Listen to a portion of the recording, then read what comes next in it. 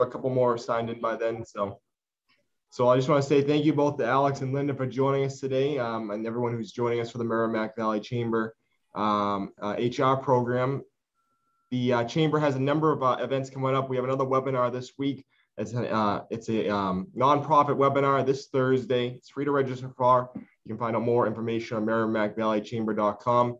Just to be real quick, I just want to mention that the Merrimack Valley Chamber has next week our annual dinner on October 4th with Governor Charlie Baker as the keynote speaker, as well as a number of great honorees for our awards program. And that's coming up this coming Monday, October 4th at the Burrows at 5:30 p.m. Thursday, October 7th, we have our next business networking mixer, the next opportunity to network with the Merrimack Valley Chamber of Commerce. And that's going to take place at Maria's Restaurant in Haverhill from 5 to 7 p.m. We also have our Next Generation Leaders fun and networking night at Smolak Farms. There'll be apple picking, cider, and donuts. That's October 13th. October 15th, we have our Public Safety Breakfast Forum. It's going to be taking place at the Lanham Club in Andover. And the district attorney, the Essex County Sheriff, and all the area police chiefs will be speaking at that program. And again, that's October 15th in the morning at the Lanham Club. And then October 25th, we have our Women Business Conference with Congresswoman Laurie Druhan, and that's going to be taking place at Phoenician Restaurant in Haverhill. So a whole host of upcoming programs in the Merrimack Valley Chamber would like to connect you with. But again, thank you all for joining us today. Thank you for being members. We appreciate it. Thank you all on the live call today for joining us as well. Welcome, Benson. I just saw you sign on. And with that being said, I want to thank our two guest speakers today, Alex Rodriguez and Linda. I'm going to try to say it, Schlidkraut. Schildkraut. Okay, Schildkraut. perfect. Well, it's exactly the way it's spelled. Perfect. Well, thank you both for joining us. We appreciate it. I'm going to turn it over to you. If anyone has any questions, feel free to type them in. Rianne will make sure to ask those to our guest speakers. And again, thank you for taking the time on your schedule to be with us today. So thank you, and I'll turn it over to you now. Great. Rianne, I was trying to share my screen and I'm unable to do so. Yep, sorry, let me make you it's okay. A host. All right, you are a co-host. You should be able to do that. Great.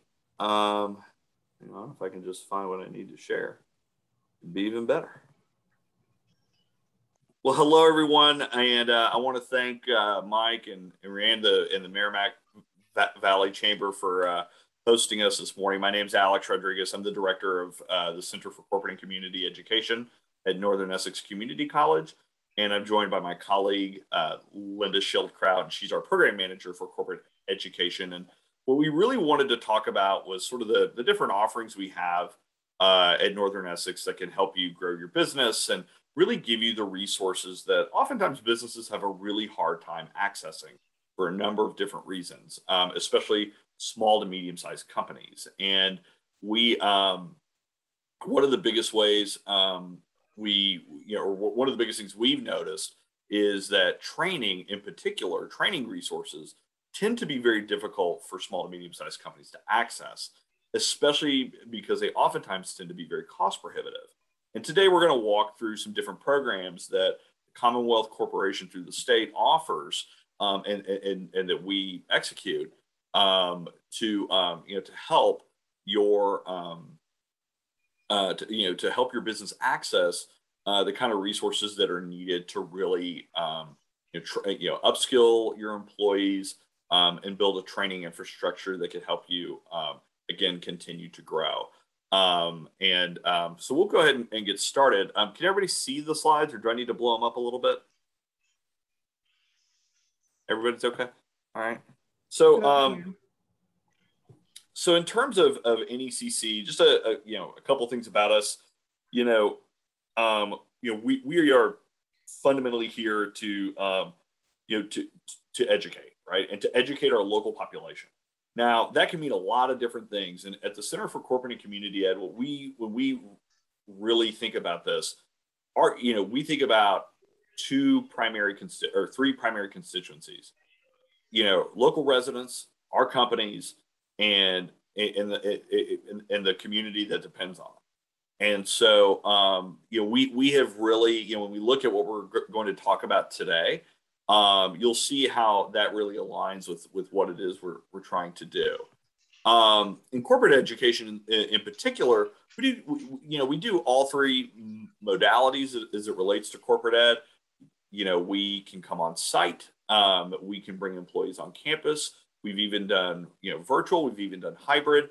We're pretty flexible, especially in the era of COVID. We've had to become more flexible than at times I think our clients and sometimes us have felt comfortable with. But we've been able to do it, and we've learned a lot in all of this. And we have, some customized programs. We also have programs that are,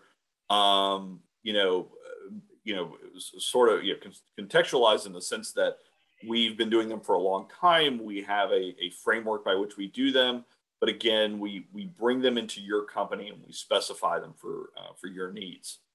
Micro-credentials. This is a brand new offering that we have largely in our community ed department, but we want to bring it in, excuse me,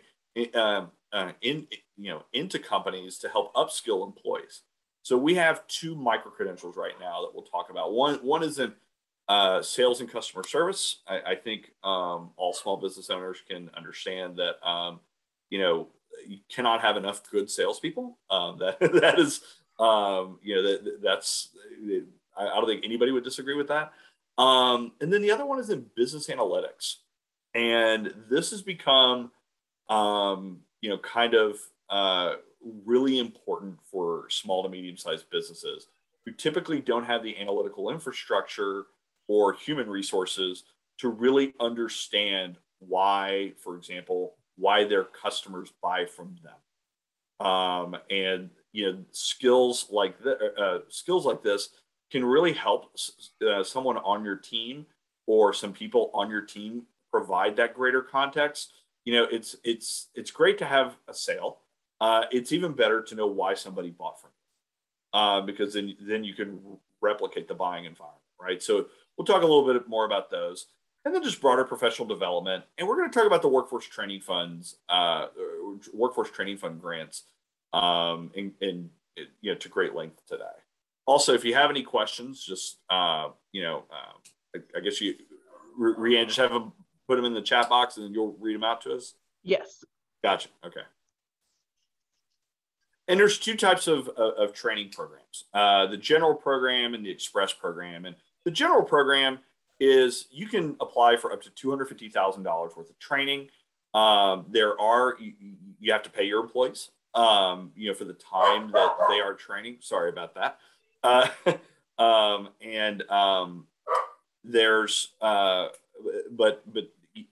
Usually when someone is applying for up to $250,000, they're applying for multiple types of trainings.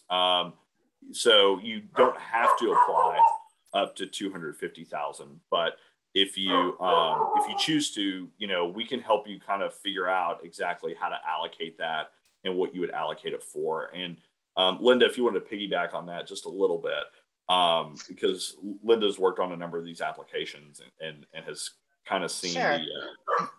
the real McCoy. Sure. The general program grant can be used for, and I think it might even be on the next slide, can be used for all kinds of training. So it can be things that we can provide at Northern Essex. It can be a lot of companies will go to outside suppliers. If they're manufacturers, they may go to equipment training for their employees. So in the general fund, you can really make this as broad or as narrow as you want, and incorporate all kinds of training, and you can incorporate different providers. The key to that is that you have to have all of your providers in training kind of lined up and know what you want to do before you apply, because it's one application for all the training. But on this slide, you can do sales, you can do professional development. If you need ESOL, English as a Second Language training, there's a ton of that, and there are special provisions in the grant for English training. So there's a lot of different ways that you can do it. And I think to Alex's point, one of the things that we've done with a lot of our clients is help them organize all of it and think through the different types of training they want, the different providers they need, and then work on the narrative that goes into the grant application. Yeah, and to that point, sort of our most frequently most the training we are asked to provide most often, definitely things like supervisory skills, leadership and management training. Those are the kinds of trainings that, if you were to bring in a consultant to do it, it would, be, number one, likely be out of pocket. Number two, would, the hourly rate you're paying is significant. Whereas we can really help you through the Workforce Training Fund grants, like Linda was saying, fill out that application to where you're most likely to be successful, and also in turn provide really high quality training. This is an environment where we used to do it in person, and solely in person. At times we've had to go online because of the pandemic. We can adjust very quickly to changing circumstances because we've done it once before. But again, another type of subject matter that people are applying for training for that we see a lot is English as a second language. We get a lot of that. And the state actually right now, the Commonwealth Corporation is definitely trying to trying to fund as many English as a second language grants as they can, because there's just the demand is huge. So in terms of having a successful grant application, if you have an ESOL need, this is definitely a very attractive grant for the Commonwealth Corporation right now. Hang on a second. There we go. And then there's the Express program. And this is very quick turnarounds, and where basically anybody of any size can apply, and depending on your size depends on the number or on the percentage of reimbursement. And oftentimes it's kind of how would you call it, Linda? Kind of like a standing training. Go ahead. I'm sorry. Yeah, so it's okay. So the biggest difference between the Express program and the general program is in the Express program, there are providers who have offered up different courses, and it's more like a course directory where you can go in and find the training that is offered by a provider that you want to take part in, or that you want some of your employees to take part in. So it's not where the general grant, you're sort of building it from scratch, exactly what you need with the providers you want. These are programs that have been approved by the Commonwealth Corporation to be part of the Express grant. And you can either search the directory by topic, by provider, to see what's there. And you can, it is a pretty quick application. There is about a 21-day turnaround time right now. So we recommend that people sort of apply for those programs at least 3 weeks before the start. And you can enroll your employees in that. Companies that are over 100 employees, you can get up to 50% of your training costs back. And for employers with under 100 employees, you can get full reimbursement for the training. Linda, you want to take it from here? Sure.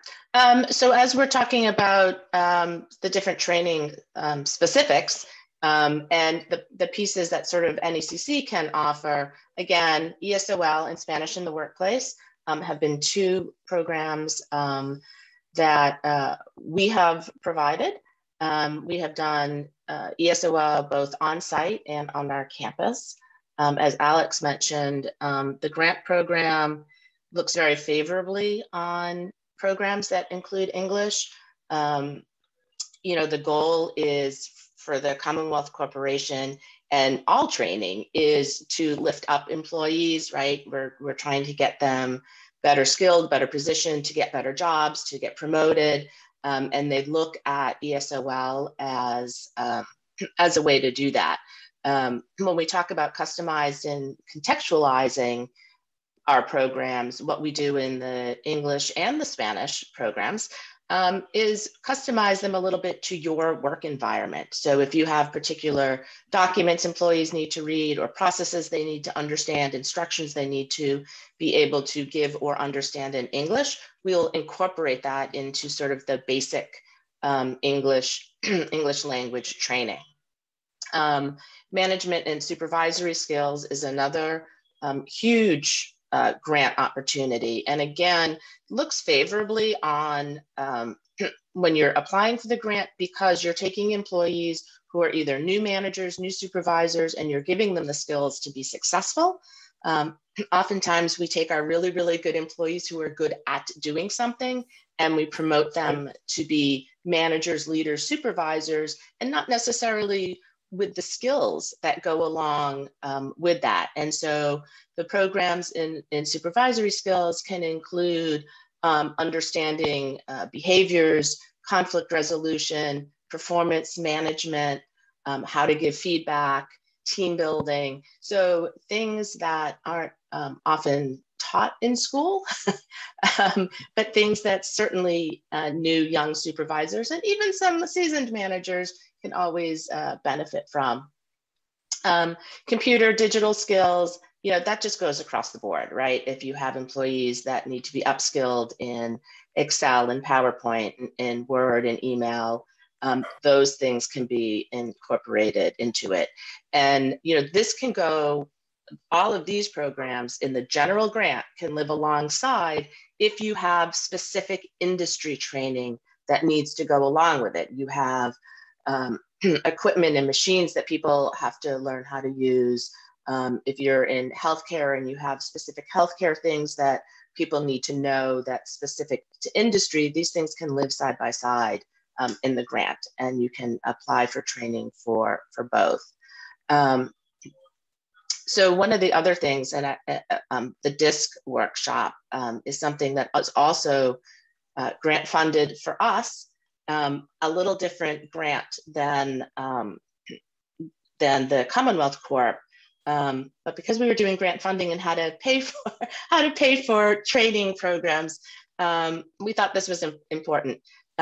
DISC, I don't know, and I can't see you all, so I don't know how many of you have any experience with it, but it is basically, it's a behavioral tool that is completely designed for business in mind. I think a lot of times when people think of behavioral tools or personality tools, you think of a lot of very involved or a little too touchy-feely or just kind of out there tools. This is really, really geared towards business. It talks about 4 different behavioral styles. We actually use DISC in a lot of our training programs in management and supervisory skills, because once you understand other people's behaviors, it's easier for you to interact with them. So we use it in our supervisory skills, we use it for team building, we use it in conflict resolution training. And so what we have done is develop a separate workshop around DISC, where we will come in and work with your team. If it's a small company, your whole company, if you have a team or 2 teams that need to be able to work better together, we will come in, we will do a one-on-one with whoever is responsible and leading the group to get a sense of what's going on, what your goals are. We'll do the DISC assessment, and everybody will understand their own style and where they fit. And then we'll do a 3-hour workshop with the group. So DISC, I'm seeing the notes. So DISC is the 4 styles. So D, I don't know if you want to slide down. Yeah, there you go. So D is for dominance, I is for influence, S is for steadiness, and C is for conscientiousness. And it's just the broad definitions of that describe some of the characteristics within those. They are neither good nor bad. And like in any group, you need a diversity of personality types and behavioral types. While your Ds may be, direct, forceful, go get them, get it done, you can't have a team of all Ds, right? And the same thing if you have people who are conscientious and they're more thoughtful and they're analytical and they want to know all the information before making a decision, you're not going to have a successful team with all C's either. But you're going to want your folks who tend to be more driving, more D-oriented, to understand who on the team is a C and who they're going to have to approach differently and talk to differently, and be able to work together. So I hope that answered the question, but that's the 4 general types, and you can be combinations of all of them. You can be situational in your behavioral types. But the idea is just or Linda, some of us are just right in the middle. or some people are right in the middle, and they are. But it's a place for people to sort of recognize their own behaviors, understand their teammates, and be able to talk around that. And the program will get, after everybody takes the assessment, we'll talk about sort of the traits and how people work together. At the end of that program, we will go back and do another one-on-one coaching session with the leader of the team or whoever has been charged with the program, to really debrief on what it means and how to use it and how to use it to, attain whatever goals or whatever brought you to the program to begin with. It's a really powerful program. We decided to use some of the grant money that we've received to do this particular program because it's something that's really valuable that most companies don't often have the resources or the funds to do on their own. And we can do this program and then, launch it into, other types of training too, and how you want to use it. So that's a little bit of the DISC program. Let's see. I don't know if anybody has any other questions about that. And here in DISC, these are a lot of the different ways that people have used it, right? You can use it in recruitment. You want to round out your team. You'll start to get, you won't have to give assessments to people, but you'll start to understand different behaviors. And as you're in the interviewing process, you'll be able to tell and understand kind of where people are. Effective working relationships, 100%. If you know that you're working with somebody who needs a lot of information to make a decision, you'll know that about the person. If you know you're dealing with the person who just wants bullet points and boop, boop, boop, boop, boop, and done, you'll be able to adjust your style to be able to communicate effectively. And again, same thing with, for team building. What we found with leadership empowerment when we've done supervisory skills and have introduced this program there, a lot of really new and young supervisors love the tool because it gives them insight and it gives them guidelines on how to adjust and how to talk to different people. And so they have the feedback from young supervisors has been really positive. By the way, I have a very sensitive touchpad right now, so every single time I touch anything, my screen is flashing before my eyes, so I apologize. And this is, go ahead, Alex. No, go ahead, Linda. So this is just, we wanted to come in and talk to all of you, certainly about how to get some grant funding and to help promote training within your companies, because that's what we do. But, for NACC as a whole, when we talk about all the things that community and corporate ed do being part of our overall mission of the college, we just wanted to also make sure that one of our colleagues who couldn't be here today, who's the Director of Career Services, that there's a lot that you as organizations and companies within the region can take advantage of at NECC, including posting jobs and internships on Handshake, which is a platform that a lot of schools use. You can post jobs and it will help pair you or give you resumes of students who are looking for jobs. Through the college, you can host virtual in-person recruiting events. You can participate in industry-specific programming within our academic centers. You can come in and make presentations to groups of business students or health students, or whatever is in your industry of interest.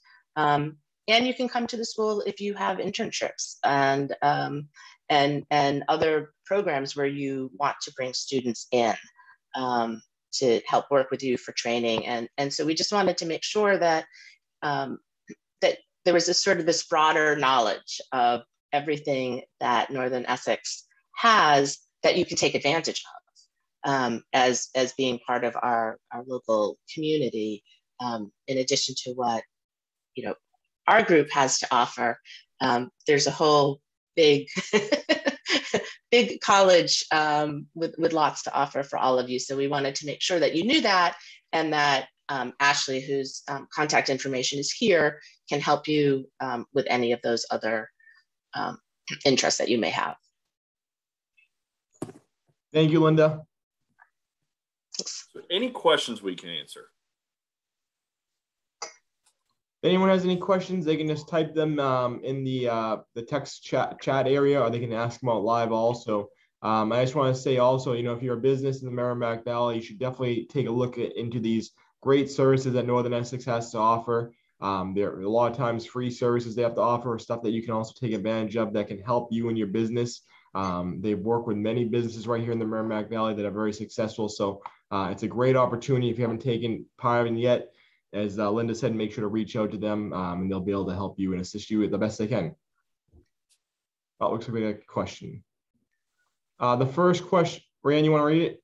Yep. Do you offer any training programs geared towards healthcare, like CNA trainings, etc.? We do. So we have a CNA program where we offer them to the general public. They can sign up. We train them and we help place them. One of the things we've been looking to do is possibly bring that training inside of a hospital or a healthcare provider of some sort. So that's definitely a conversation we can have. Okay, and can you guys email me this PowerPoint to include in our email afterwards? Yes. Perfect. That was the second question. Any additional questions? As Rhiannon said, we will be emailing out this whole presentation. We'll also be emailing out the PowerPoint also, so you have all the information. Anyone else have any questions? Any closing remarks by Alex or Linda, I'll ask? No, I just wanted to say, number one, I wanted to thank Mike and Rhiannon and thank the Chamber for having us today. And, this is a great program with access to some really great training. And I, especially given that it's grant provided, this is not out of pocket in terms of the training itself. I highly encourage you to take advantage of it. And I also highly encourage you to let us help you take advantage of it in any way, shape, or form, because we've done these before. We know what a successful grant application looks like, and we're here to hold your hand all along the way. Perfect. Rhiannon, looks like another question came in. It was just looking for the contact information, but I know it's on one of the slides, so I'll send that out when I email. Looks like one above that too. Can the grant money be used to train clients? Didn't see that. No, grant money is for employees. Okay. That's a good question, though.